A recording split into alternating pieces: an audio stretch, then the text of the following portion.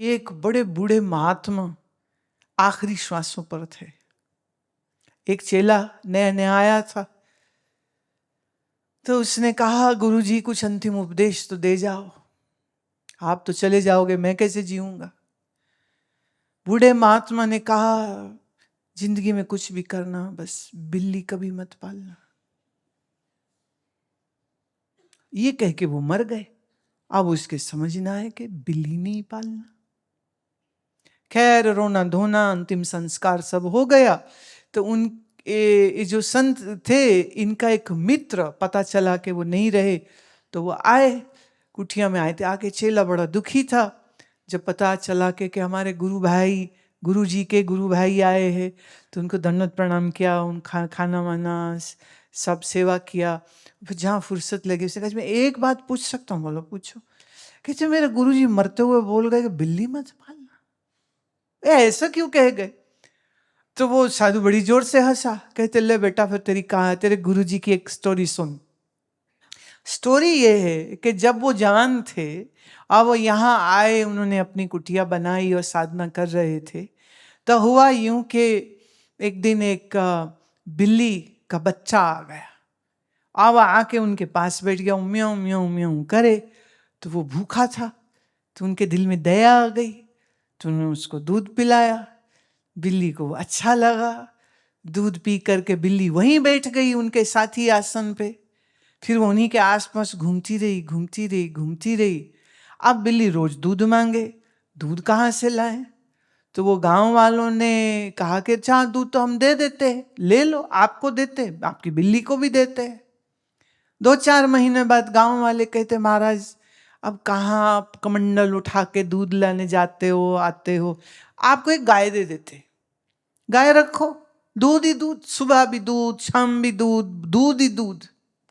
और उसके लिए ये खेत देते हैं, है ना, या घास उगा लो। महाराज सारा दिन माला फेर के क्या करोगे ना, काम कर लो। तो गाय आ गई, खेत आ गया। अब महात्मा लगे, बोला मैं ये सब करूं तो बेचारे सारा दिन कभी ये, कभी गाय को नहलाओ, कभी ये करो, कभी वो करो, फिर गाय गर्भ से हो गई, फिर गाय का बछिया हो गया, फिर और काम बढ़ गया। वो कहते, भाई ये तो बड़ी परेशानी होगी। फिर गांव वाले आ गए।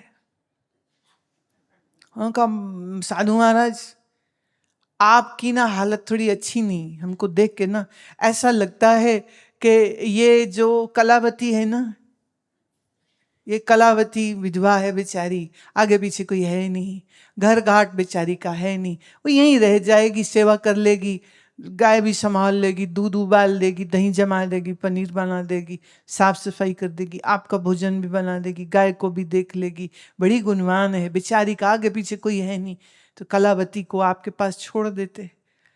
ठीक है, ऐसे कर लो। कलावती रहने लग गई, गाय संभाले, दूध उबाले, दही जमाए, छाछ बनाए, गाय को भी संभाले, महात्मा को भी संभाल लिया। फिर गांव वाले आ गए। गांव वाले कहते, देखिए हमारे घर बहू बेटियां हैं, बड़ी अजीब अजीब बातें सुनने को मिल रही हैं, तो हमें ये लगता है आप ना कलावती से ब्याह ही कर लो। साधु जी का कलावती से गांव वालों ने ब्याह करा दिया। तो अब श्रीमान श्रीमती कलावती एक साथ खुशी खुशी रहने लग गए। अब इस चक्कर में हुआ ये कि उनका साधन भजन तो छूट गया, पक्के गृहस्थी हो गए। गृहस्थी बड़ी अच्छी निभ रही थी, पर फिर एक दिन कलावती मर गई।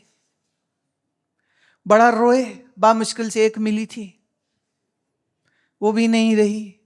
बड़ा रोए, रोते रोते फिर एक दिन मन में याद ये आई कि जब घर से निकला था तो किस लिए निकला था। ओहो, चाले थे हरि भजन को, बीच में कलावती हो गई। अब तो चलेगी कलावती, तो आप रिवर्स गेयर मारो, अपना मन ठीक करो। तो अपने मन से मोह शक्ति निकाली, तो सबसे पहले उस बिल्ली को निकाला और फिर गाय को निकाला। वो फिर वापस अपनी साधना करने लग गए। तो मेरे गुरुबाई की जिंदगी के बहुत सारे साल जो बिगड़े, वो बिल्ली की वजह से बिगड़े। इसलिए तुम्हारे गुरुदेव कह गए कि बिल्ली कभी नहीं पालना, क्योंकि बिल्ली के बाद बहुत कुछ प्रोग्राम हो गया, तो वो प्रोग्राम नहीं होना चाहिए। तो आप लोगों ने अपने मन में कोई ना कोई बिल्लियां पाल के रखी हुई हैं, उनके तो एक थी, तुम्हारे पता नहीं कितनी है। फिर वो हर बिल्ली के चक्कर में फिर दिमाग जो है वो खराब होता है, तो साधन भजन तो कहां से ही होगा। तो इस बिगड़े और भटके हुए मन को राह पे रखने के लिए वैराग्य की तलवार से अपने मन की आसक्तियों को काटना बहुत आवश्यक होता है। जब आसक्ति मुक्त आपका मन होगा तभी साधना अच्छे से तुम कर पाओगे, नहीं तो साधना नहीं हो सकती है।